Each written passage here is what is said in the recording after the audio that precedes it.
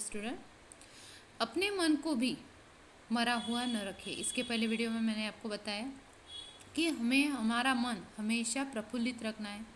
किसी भी कार्य में कोई भी कार्य कर रहे हो तो मन लगा कर करो। तो जब तक हम मन लगा कर कार्य नहीं करेंगे वो कार्य सफल नहीं होगा। जितना भी हो, यानी जितना ही जो मनुष्य अपना लक्ष्य ऊपर रखता है उतना ही उसका तीर ऊपर जाता है। यानी अपना लक्ष्य कैसे रखना चाहिए? बड़ा। जब तक आप आपका लक्ष्य बड़ा नहीं रखोगे तब तक आपका लक्ष्य तीर के जैसा ऊपर नहीं जाएगा और आपको सफलता नहीं मिलेगी। इसलिए अपना लक्ष्य कैसा होना चाहिए? तीर के जैसा। संसार में ऐसे ऐसे दृढ़ चित्त मनुष्य हो गए हैं जिन्होंने मरते दम तक सत्य की टेक नहीं छोड़ी है। यानी संसार यानी जगत संसार में ऐसे मनुष्य हो चुके हैं जिन्होंने अपनी टेक नहीं छोड़ी है, यानी वो रुके नहीं हैं, वो चलते ही रहे हैं। अपनी आत्मा के विरुद्ध कोई काम नहीं किया, यानी उन्होंने अपनी आत्मा के विरुद्ध, यानी आत्मा को जैसे ठेस पहुंच जाए ऐसे काम उन्होंने नहीं किए हैं। अपने मन के विरुद्ध ऐसे कोई काम नहीं किए हैं। राजा हरिश्चंद्र पर इतनी विपत्तियां आई, विपत्तियां यानी संकट, पर उन्होंने अपना सत्य नहीं छोड़ा।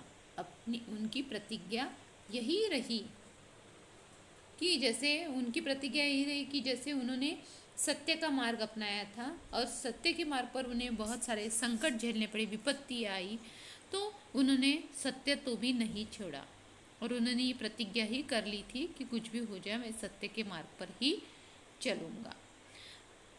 अब यहाँ पे पंक्तियाँ दी गई है कि जैसे सूरज, अब इस पंक्तियों के माध्यम से वो बताना चाहते हैं कि जैसे सूरज, चांद और जगत में व्यवहार, सूरज चांद और जग यानी संसार में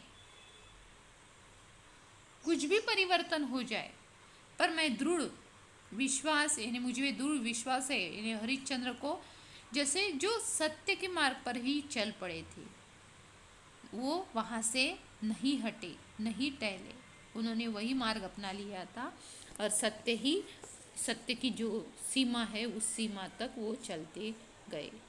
वो उन्होंने अपना मत परिवर्तन नहीं किया।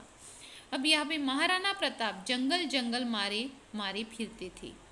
महाराणा प्रताप थे, जंगल जंगल फिरते थे। अपनी पत्नी और बच्चों को भूख और प्यास से तड़पते देखा उन्होंने। महाराणा प्रताप जी ने अपने बच्चों को और अपनी पत्नी को भूख से तड़पते हुए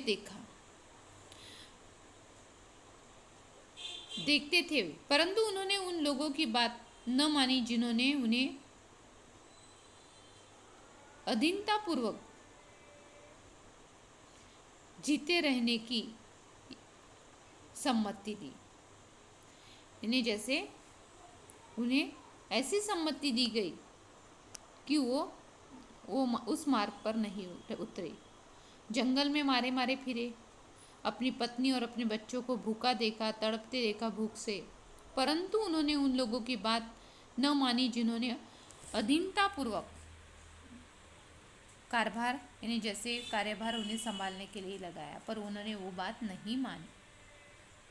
उन्होंने जीते ने जैसे अधीनतापूर्वक जीते रहने की सम्मति दी, क्योंकि वे जानते थे कि अपनी मर्यादा की चिंता जितनी अपने को हो सकती उतनी दूसरे को नहीं हो सकती। यानी उनका मानना था कि जितनी चिंता हमें होती है उतनी दूसरों को नहीं होती। वो भी अधीनतापूर्वक जीते रहने की सम्मति दी, क्योंकि वे जानते थे मर्यादा में सीमा की चिंता, यानी जो मर्यादा में रहने वाला इंसान की जो चिंता है जितनी हो सकती है उतनी किसी और को नहीं हो सकती। मर्यादापूर्वक जीवन ही सही जीवन है और उसकी चिंता दूसरों को नहीं हो सकती। दूसरे सिर्फ बताने का कार्य कर सकते हैं। पर जो कुछ करना है, महाराणा प्रताप इतने मारे मारे फिरे पर उन्होंने दूसरों का नहीं सुना। पर ये क्यों? ये उनका विश्वास था, ये उनका मानना था कि जैसे हम सही मार्ग पर चल रहे हैं तो कोई कुछ भी बताएगा, पर सत्य का मार्ग नहीं छोड़ना चाहिए। तो इस जैसे यहाँ पे उन्होंने ये भी बताया कि मर्यादा पूर्वक, आत्मनिर्भर, आत्ममर्यादा, ये सब कुछ यानी अपने मन की सुनो, मन के बारे में सोचो, हमारा मन क्या बोल रहा है। आत्म प्रतिष्ठा, ये बातें बताई है। अब स्वतंत्रता, निर्द्वंद्वता, ऐसी बातें। चित्तवृत्ति यानी खुद के जो अपने मन में आए उसके बारे में सोचो। इंसान तभी आत्मनिर्भर बन सकता है जब वो खुद के बारे में खुद सोचने लगेगा। अब खुद के बारे में इंसान बुरा भी सोच सकता है, पर खुद ने कुछ कार्य करना है तो वो किसी और को न करते हुए खुद आप उस कार्य में उतरो और वो कार्य आप करने की कोशिश करो, तो उसमें आपको सफलता मिलेगी। पर इसके लिए आपको क्या होना पड़ेगा? आत्मनिर्भर। जब तक आप आत्मनिर्भर नहीं होंगे तब तक आप उस कार्य को नहीं कर पाओगे। और ऐसे कार्य करते समय आपको एक आधी बार असफलता भी मिल गई तो बाद में सफलता आपको मिल सकती है। ऐसा आपका कार्य होना चाहिए। तो सफलता उसे ही मिलती है जब इंसान मार्ग या वहाँ तक पहुँचने के लिए उसने जो मार्ग तय किया है वो कठिनाइयों से भरा है, और कठिनाइयों का पार करते करते एक दिन उसे सफलता मिल जाती है और वो उस मार्ग पर पहुँच जाता है जहाँ उसे पहुँचना होता है।